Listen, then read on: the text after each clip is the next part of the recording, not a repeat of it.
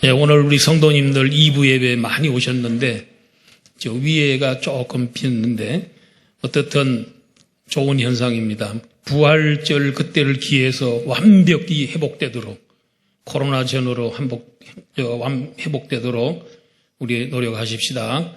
예, 한 명씩 꼭 전도하시길 바랍니다. 오늘은 십계명이라는 제목으로 말씀을 드립니다. 하나님께서는 시내산에서 이스라엘 백성들과 언약을 맺었습니다. 언약을 맺음으로 인해서 하나님은 이스라엘 백성의 하나님이 되시고 또 이스라엘 백성들은 하나님의 백성이 되는 그런 언약을 시내산에서 맺게 됐습니다. 이스라엘 백성들이 시내산에서 언약을 맺기 전까지 모든 과정 속에 우리 하나님의 은혜와 하나님의 돌보심이 있었습니다. 애굽의 바로의 손에서 해방된 것도 하나님의 기적적인 능력으로 됐고 홍해가 갈라져서 길이 열린 것도 하나님의 은혜입니다. 광야와 사막으로 들어왔을 때 하나님이 그들에게 메추라기를 또 만나를 내려주시고 반석에서 물이 솟아나게 하시고 그들이 시내산 입구에 미디안 땅에 왔을 때 아말렉이 침공에 들어와서 아말렉 족속과 싸울 때 모세가 손을 들면 이기고 손을 내리면 졌습니다. 모세의 팔을 두 사람이 받쳐줌으로 인해서 온종일 손을 들고 기도함으로 인해서 대승리를 거뒀습니다. 드디어 하나님의 은혜로 하나님의 도우심으로 시내산까지 오게 됐습니다. 시내산에서 그들은요, 한 1년 정도의 그런 시간을 이렇게 보내게 되지요. 그러면서 하나님이 거기서 그들과 언약을 이렇게 맺게 되는 것입니다. 이걸 영적으로 본다면 애굽의 바로는 사탄을 상징합니다. 이스라엘 백성들이 홍해의 물속에 들어갔다가 나왔죠. 이거는 세례입니다. 세례는 물속에 들어갔다가 올라오는 것. 이게 세례지요.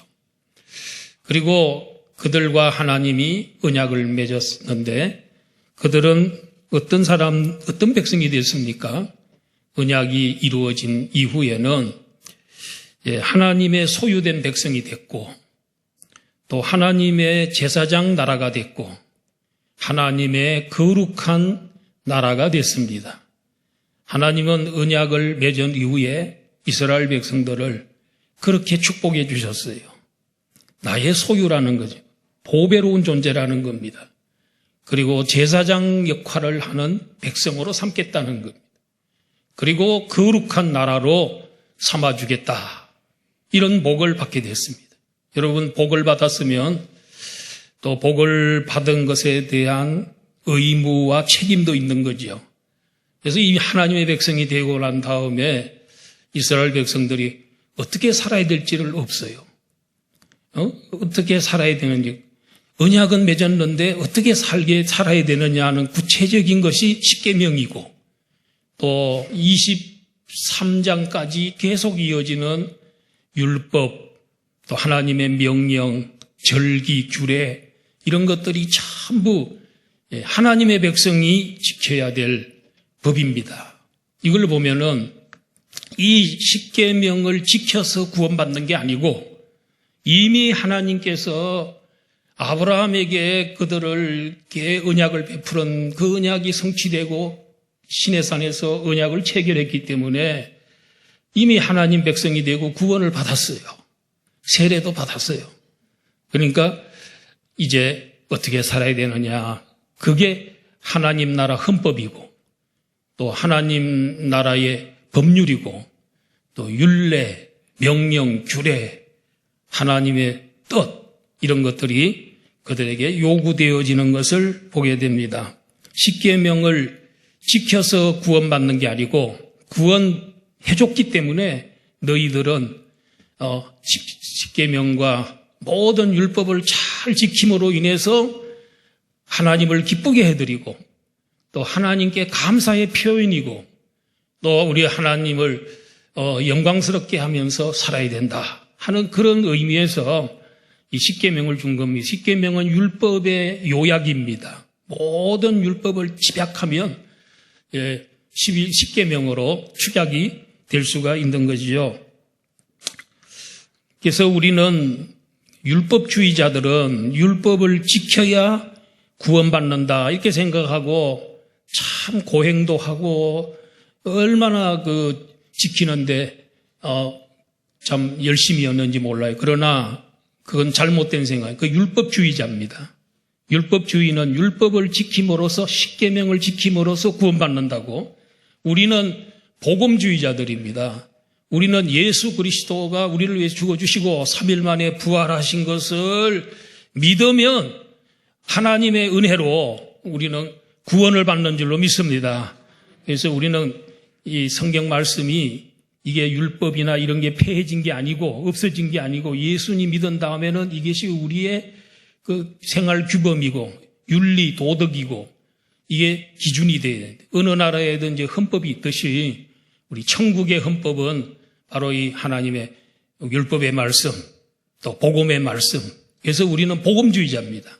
예수 그리스도를 믿음으로 의인이 되고 또 하나님의 자녀가 된다고 하는 이 복음주의, 율법주의는 바리새인들과 사두개인 그리고 또 서기관들, 율법학자들, 예수님 당시의 그 종교 지도자들이 그게 율법주의자들입니다. 그래서 쫓아다니면서 예수님 손 씻는가 보고 또 여러 가지로 흠을 잡으려고 애를 썼던 그들의 어리석은 모습을 볼 수가 있습니다. 오늘 우리가 여기 올라와서 지금 예배드리고 있는 것도 우리 하나님의 은혜로 구원받았기 때문에 감사함으로 그 궁정에 들어와서 기쁨으로 우리 하나님께 예배하는 줄로 믿습니다. 이게 우리들의 삶의 모습이죠. 그렇기 때문에 이 하나님 말씀을 부담스럽게 생각하지 말고 하나님이 우리에게 천국 백성들에게 요구하는 상황이기 때문에 기쁜 마음 즐거운 마음으로 우리는 말씀을 지키는 것입니다. 1절에 보니까 하나님이 이 모든 말씀으로 말씀하여 이르시되 우리 하나님은 특징이 있는데 우리 하나님은 말하시는 분입니다. 모세에게 하나님이 십계명을 위시해서 그 23장까지 그 후에 또 성막에 관한 거 이런 거 다 하나님이 모세에게 말씀하셨어요. 모세는 그 말씀 듣고 내려와서 그대로 성막을 만들고 백성들에게 율법을 하나님 말씀을 전해주고 가르쳐 줬어요. 우리 하나님은 말할 줄 아는 하나님. 하나님 이외의 신들을 보면 말을 못합니다. 듣지도 못합니다. 보지도 못합니다. 그러나 우리 하나님은 모든 것을 다 보시고 하나님 모든 것을 다 아시고 우리 하나님은 지식의 하나님. 무당종교에 여러분 거기 가서 신의 말 듣는 거 거기에 무슨 율례, 규례, 말씀 공부 이런 게 있습니까? 없습니다. 우리 기독교만이 계시 종교. 하나님께서 우리에게 말씀하신 것을 기록한 책이 성경책입니다. 이 66권 속에 하나님 말씀이 다 들어요. 이것은 하나님 말씀입니다. 하나님의 말씀이 성경 속에 포함된 게 아니고 여기 창세기 1장 1절부터 요한계시록 22장까지 다 우리 하나님의 말씀이세요. 우리 기독교는 말씀이 있는 종교, 계시가 있는 그와 같은 종교라고 할 수가 있죠. 하나님에 위해서 나오는 모든 말씀은 죄인을 구원하는 말씀이고 또 복된 삶을 살게 하는 말씀입니다. 10계명의 1계명에서 4계명까지는 하나님을 사랑하라는 계명입니다. 그리고 5계명부터 10계명까지는 사람을 사랑하라, 이웃을 사랑하라는 거죠. 누구처럼, 내 몸처럼. 하나님을 사랑할 때는 마음을 다하고 뜻을 다하고 성품을 다하고 목숨을 다하여 사랑하고 이웃을 사랑할 때는 이웃을 내 몸처럼 사랑하는 말은 나라고 생각하고 우리 주변에 있는 모든 사람들, 모든 인간들은 다 나의 이웃입니다.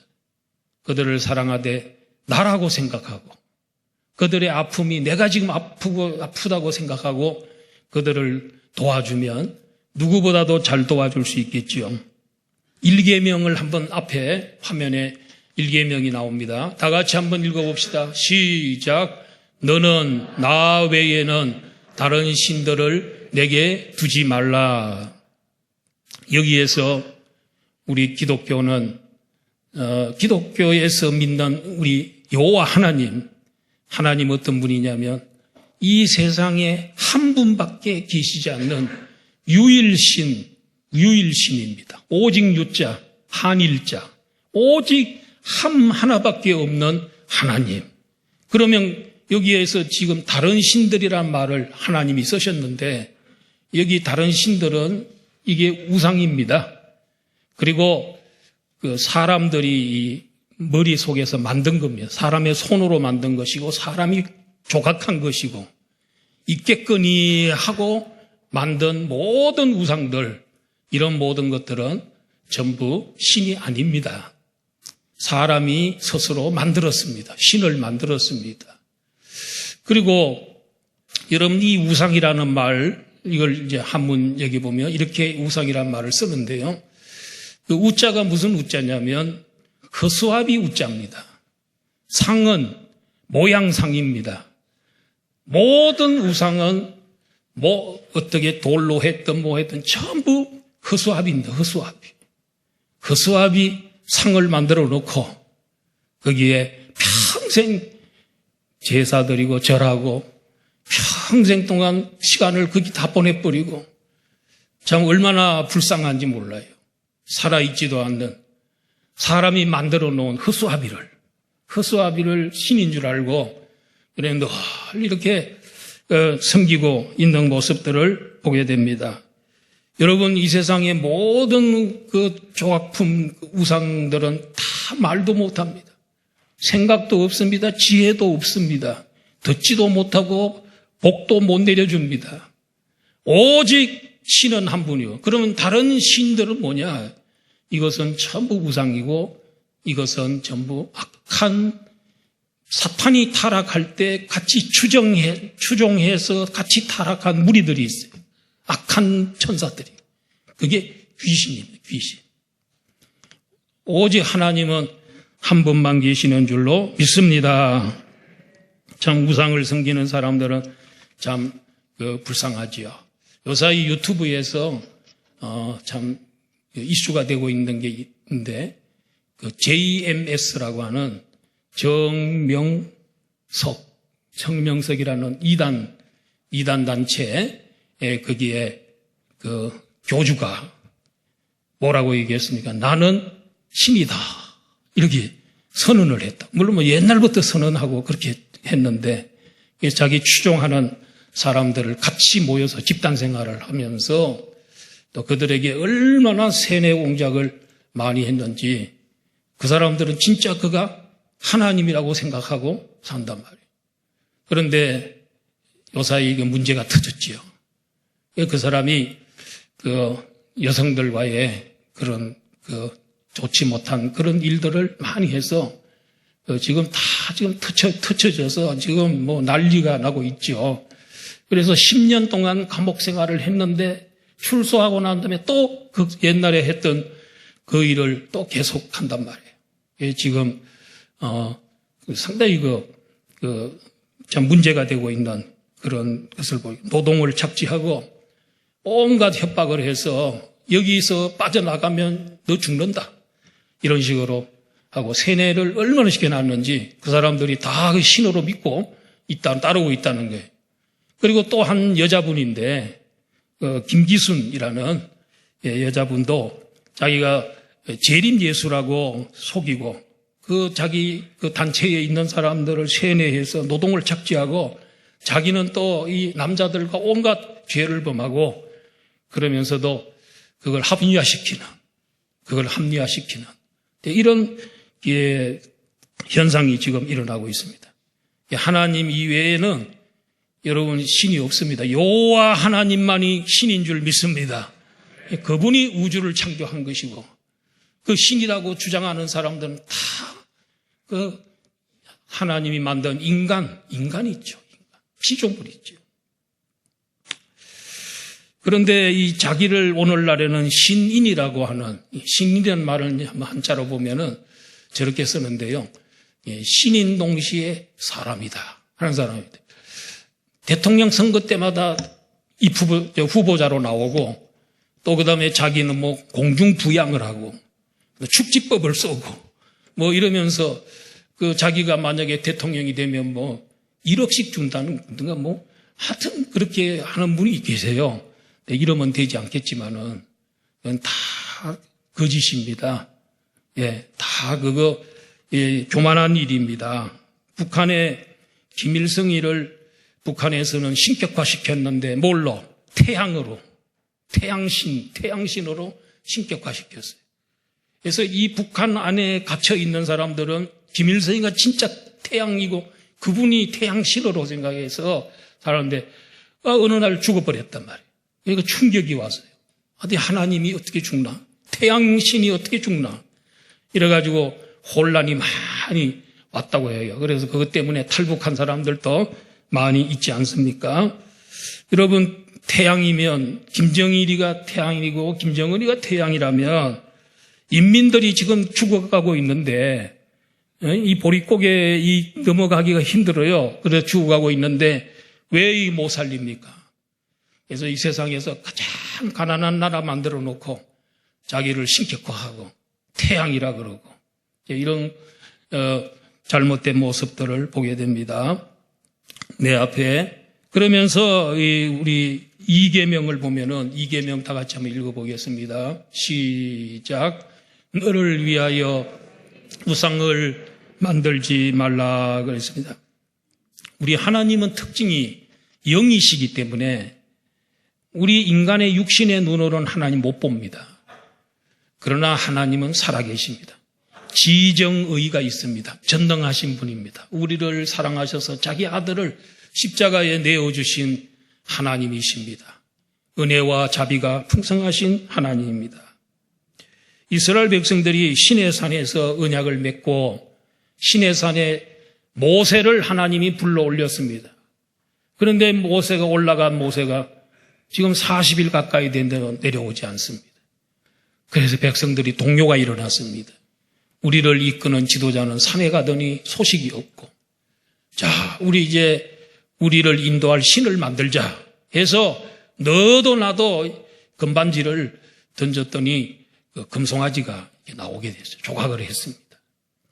이제 이 금송아지가 우리 여호와 하나님이고 우리를 앞으로 인도할 거고, 그래서 그 앞에서 제사를 드리고 축제를 하고 광란의 이 페스티벌이 여기 벌어지고 있었죠. 그때 모세가 십계명 2돌판을 갖고 하나님이 써준 돌판을 갖고 내려오다가 그 광경을 보고 모세가 너무 화가 나서 이 2돌판을 던져서 깨뜨립니다.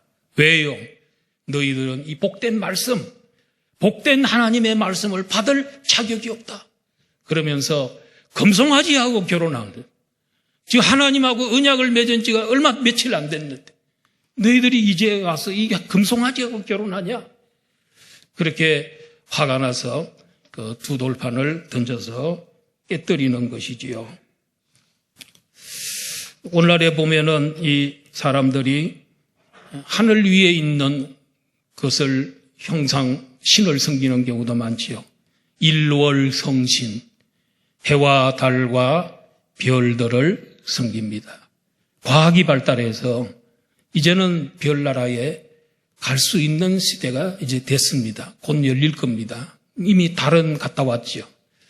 신인 줄 알았더니 가보니까 허허벌판, 아무것도 없어요. 우주 먼지만 좀 쌓여 있어요.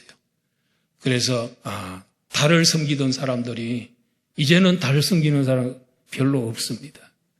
태양을 섬기는 것도 마찬가지로 우리 지구하고 다 비슷합니다. 그래서 이 우상을 섬기는 경우가 많이 있고요. 땅에 있는 것 중에 큰 바위, 큰 나무, 산, 조상, 멧돼지, 돼지, 대가리, 네, 이런 것들도 섬기고 복을 빌고 있습니다.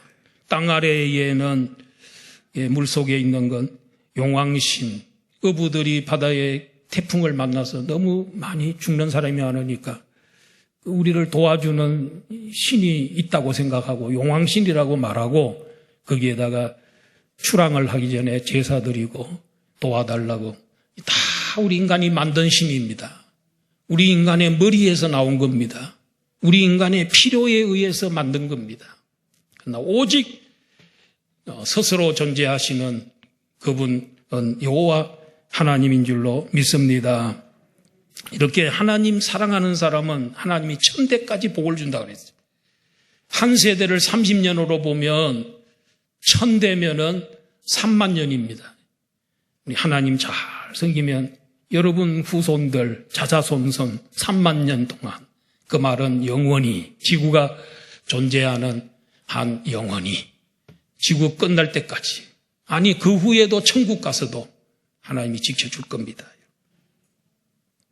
그러나 하나님 섬기지 않고 우상 섬기고 그런 자에게는 하나님이 죄를 갚되 아버지로부터 아들에게로 3, 4대까지 벌을 주겠다. 이걸 보면 우리 하나님 굉장히 자비로우신 하나님.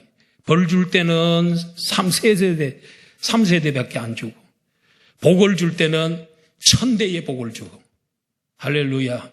우리 하나님 얼마나 너그러우신 하나님인 줄 모릅니다. 제3계명입니다. 다 같이 한번 읽어보겠습니다. 시작. 너는 내 하나님 여호와의 이름을 망령되이 부르지 말라. 망령되이 부르지 말라. 여호와의 이름은, 하나님의 여호와의 이름을 망령되게 부르지 말라 그랬는데, 망령되다는 말은 다른 말로 헛되이, 또 함부로, 이런 뜻입니다. 하나님의 이름을 함부로 부르지 말라. 이스라엘 나라 구약시대 이스라엘 사람들은 이 구절 때문에, 이 십계명 때문에 하나님 이름을 부르는 걸 꺼려했어요. 그래서 성경에서 여호와라는 말이 나오면 이스라엘 나라 사람들은 여호와라고 읽지 않아요. 여호와라고 읽어야 되는데 여호와라고 안 읽어요. 뭐라고 읽습니까? 아도나이라고 읽어요. 주라는 뜻입니다. 로드, 주여 하는 말. 이렇게 바꿔서 읽었어요.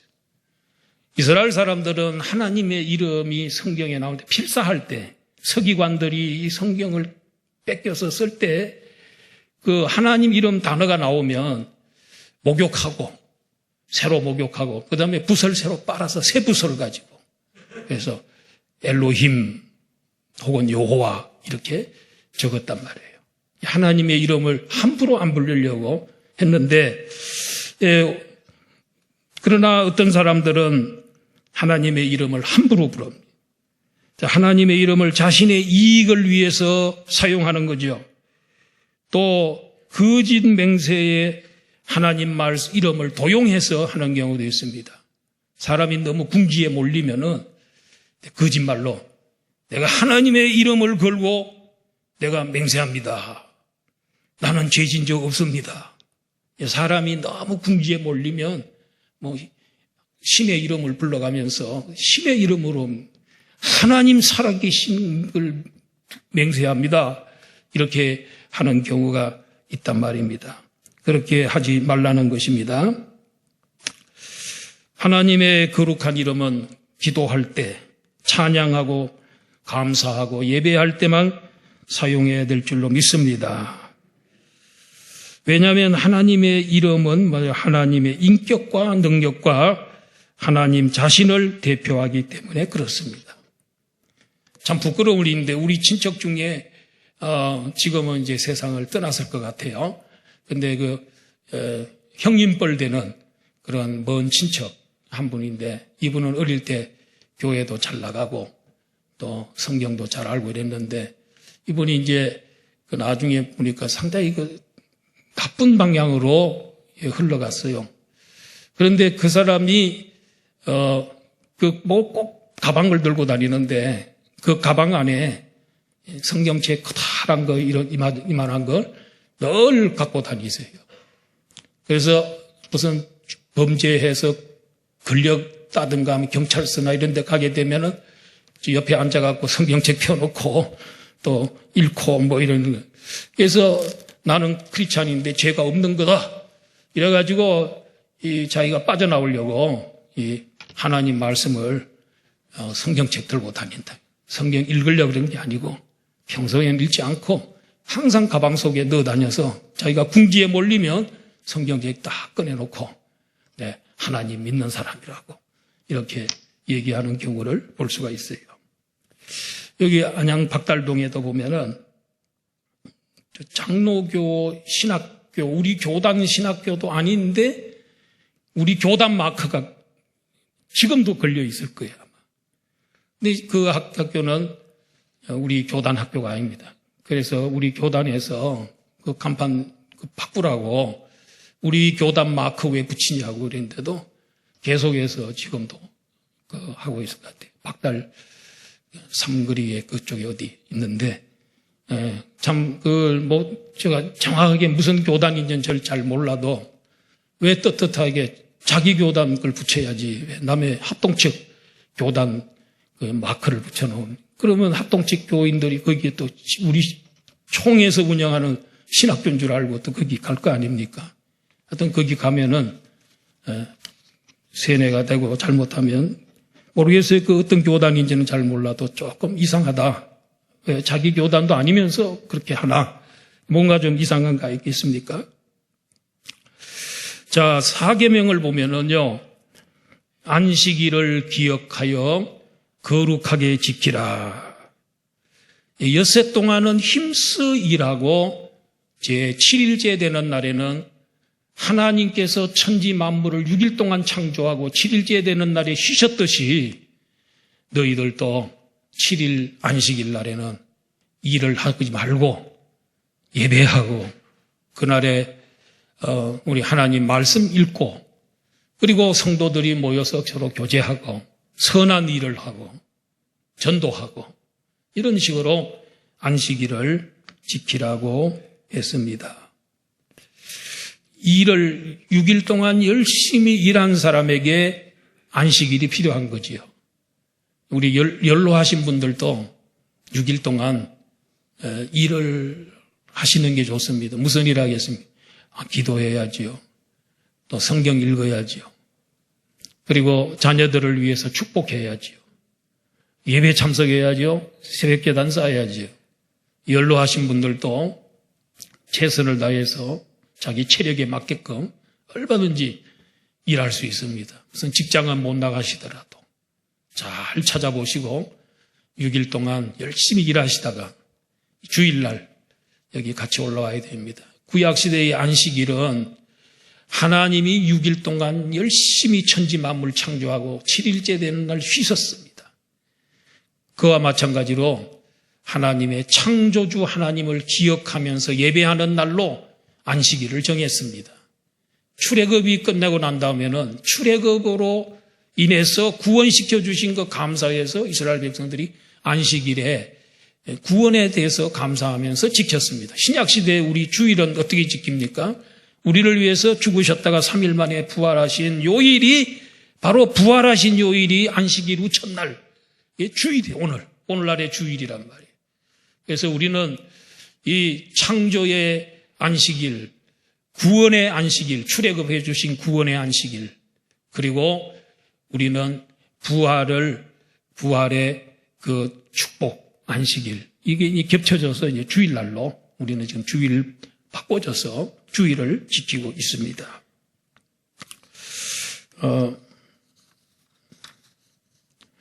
그리고 우리 주일날 이렇게 열심히 우리 하나님께 예배하기 위해서 제일 중요한 건 예배니까 예배하기 위해서 올라와야 될 줄로 믿습니다. 그리고 5계명에서 10계명까지는 인간을 사랑하되 이웃을 내 몸처럼 사랑하라.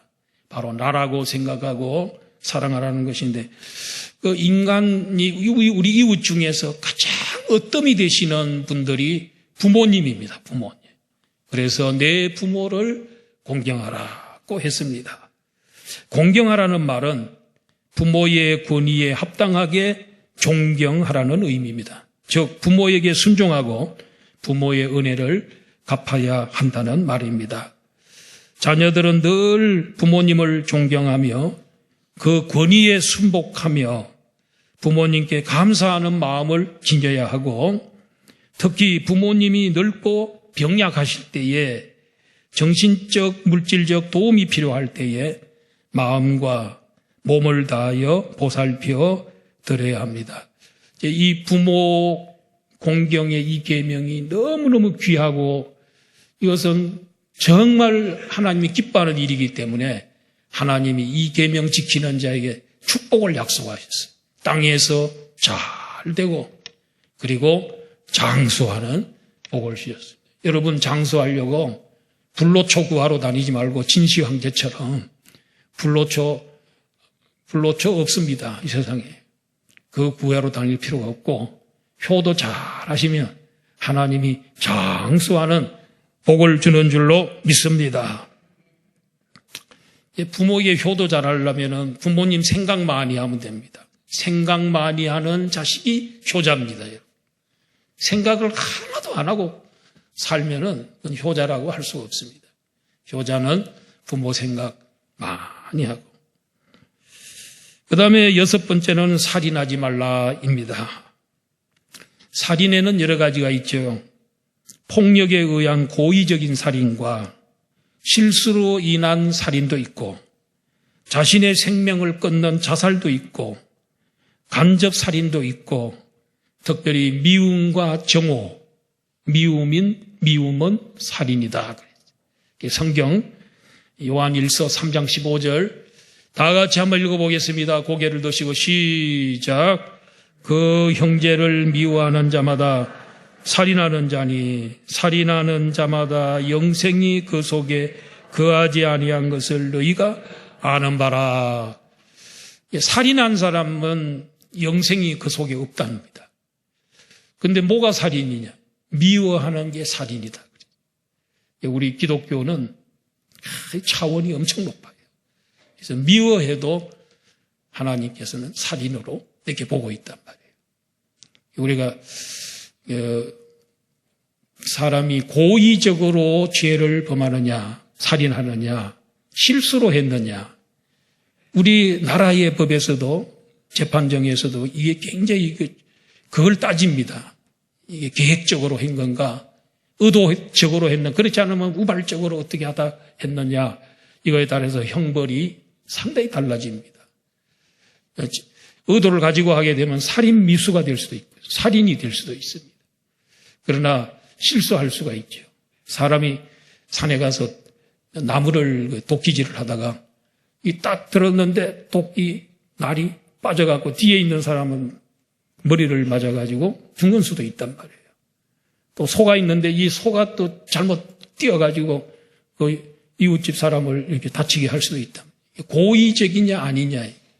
고의적이 아닐 때는 어떻게 해요? 달려가야 돼요. 도피성으로 가야 돼요. 도피성으로 들어온 사람을 제사장들이 재판을 합니다. 그래서 다 따져보고 형량을 정하고 그렇죠. 그러나 이 미움도 예수님은 살인으로 그렇게 보고 있습니다. 그 다음에 7번째 간음하지 말라고 했습니다.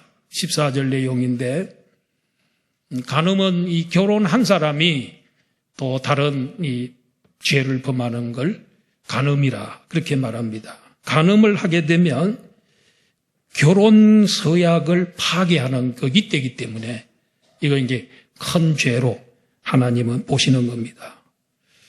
결혼제도는 하나님이 에덴 동산에서 만드신 인류 최초의 가장 복된 제도입니다. 하나님은 남자와 여자를, 남성과 여성, 요 성 두 개 외에는 다른 성이 없습니다. 하나님이 창조하실 때는 양성만 만들어 놨습니다. 그런데 만약에 이 남자가 여자로 성전환을 한다든가 또 여자가 남자로 성전환하는 경우도 있죠. 그래서 남자가 여자로 바꿔가지고 권투 나갔는데 남자가 진짜 남자예요. 키도 크고 덩치도 좋고 힘도 센 남자가 여성으로 전환해서 트랜스젠더 했는데 어떻게 해요? 그래 권투시합에 나갔는데 막 때리니까 여자하고 같이 붙었는데 그 사람이 뭐 죽은 사람도 있어요. 맞아가지고. 그래도 못 말려. 왜 못 말려요? 나는 여성이라는데 나는 여자라는 거예요. 그거 못 말리잖아요. 그러니까 이런 회개망측한 그런 시대가 지금 다가오고 있습니다. 막아야 됩니다. 그래도 우리나라는 아직도 동성애 이걸 지금 막고 있습니다. 언제 어떻게 될지 모릅니다. 항상 우리는 정신을 차리고 기도하고 반대해야 됩니다. 이게 무너지면요, 서구에 있는 교회, 기독교가 이런 것들이 동성애 합법화시키고 난 다음에 다 교회들이 힘을 잃어버리고 무너졌어요. 우리 대한민국은 아직도 끝까지 버티고 지금 우리 반대하고 있는 것입니다. 잘못하면 여자 사위를 볼 수도 있습니다. 남자 며느리가 돌아올 수도 있습니다. 정신 바짝 차립시다.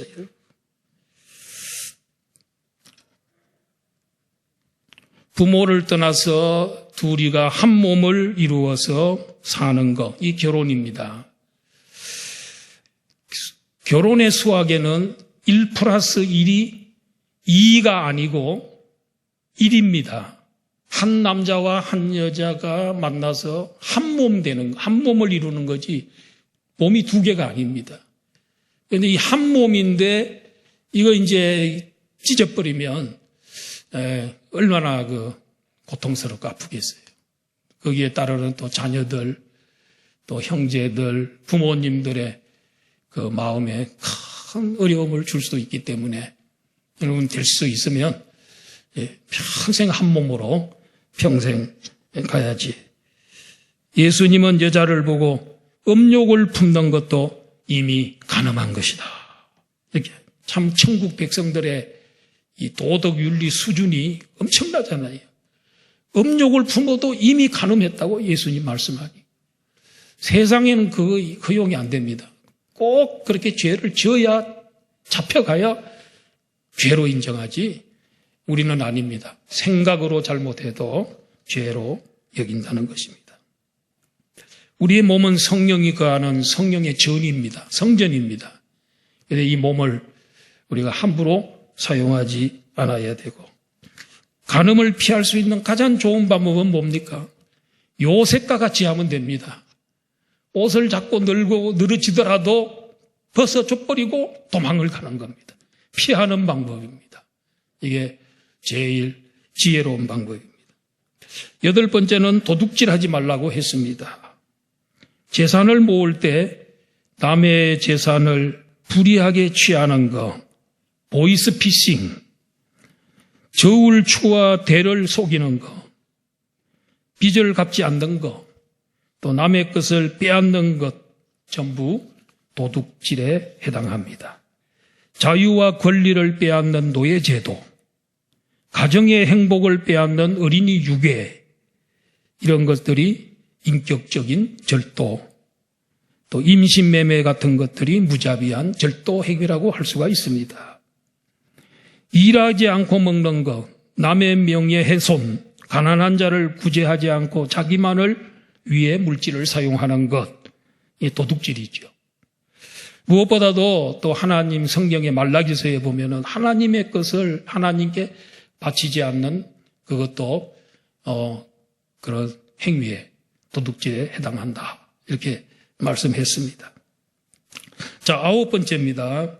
내 이웃에 대하여 거짓 증거하지 말라. 재판정에 증인으로 갔을 때 거짓 증언을 해서 선한 사람은, 진짜 죄가 없는 사람은 패소하고, 죄 있는 사람은 성소하고, 그렇게 되면 그 선한 사람이 얼마나 원통하고 가슴이 아프겠어요. 거짓말도 자꾸 하면 거짓의 아비인 사탄을 닮아 더 큰 거짓말을 하게 됩니다. 그러나 성도들은 진리이신 예수님을 우리 주님으로 모시기 때문에 우리는 항상 정직하고 또 깨끗해야 될 줄로 믿습니다. 마지막 10번째, 내 이웃의 집을 탐내지 말라. 내 이웃의 아내, 그의 남종이나 그의 여종이나 그의 소나 그의 나귀나 무릇 내 이웃의 소유를 탐내지 말라고 했습니다. 이거는 지금 아까는 도둑질하지 말라는 그냥 실제로 이게 도둑질 해오는 것이고, 여기는 뭐냐면 탐내는 것도 도둑질이라는 거예요. 그렇기 때문에 욕심을, 탐심을 아주 완전히 없애버려야 돼요. 성령의 충만함을 받아요. 성령의 불로 계속 일어나는 욕망. 우리 인간의 욕심은 한도 끝도 없어요. 한도 끝도. 100억을 가지면 평생 소원이 없겠다. 100억 딱 갖고 있다가 나중에 보면 1000억 가졌으면 좋겠다. 1000억이면 1조 원을 가졌으면 좋겠다. 2조 가진 사람이 부러워. 한없이 부러워. 이렇게 하다가 사람이 욕심 때문에 죄를 짓게 되고, 죄가 장성하면 사망에 이르러 죽음에 이르게 된다는 것입니다. 성도 여러분, 우리 십계명은 우리 하나님을 사랑하되 마음을 다하고 뜻을 다하고 성품 다하여 사랑하라는 것이고, 이웃을 사랑하되 내 몸처럼 나라고 생각하고 사랑하라는 것입니다. 이 십계명, 이건 천국 백성들의 헌법과 같은 것입니다. 이것을 잘 지킬 때 예수님 믿지 않는 이방 사람들하고 우리의 삶이 달라진다. 구별된 삶을 산다. 뭔가 하나님의 백성이면 믿지 않는 사람들하고 다르게 살아야 되는데, 그게 뭐냐? 십계명. 이걸 잘 지킬 때 우리 세상 사람들보다도 아주 수준 높은 윤리, 도덕, 이런 것들을 우리가 지니고 살아갈 수 있고요. 우리 하나님을 기쁘게 할 수 있고 하나님을 영화롭게 하는, 세상의 빛과 소금이 되는 겁니다. 이 계명 잘 지키고 또 즐거운 마음으로 구원받았으니까, 하나님 구원받았기 때문에 잘 지켜서 하나님을 영화롭게 하길 원합니다. 이런 믿음을 가지고 우리 생활하시기를 주의 이름으로 축원합니다. 아버지 하나님,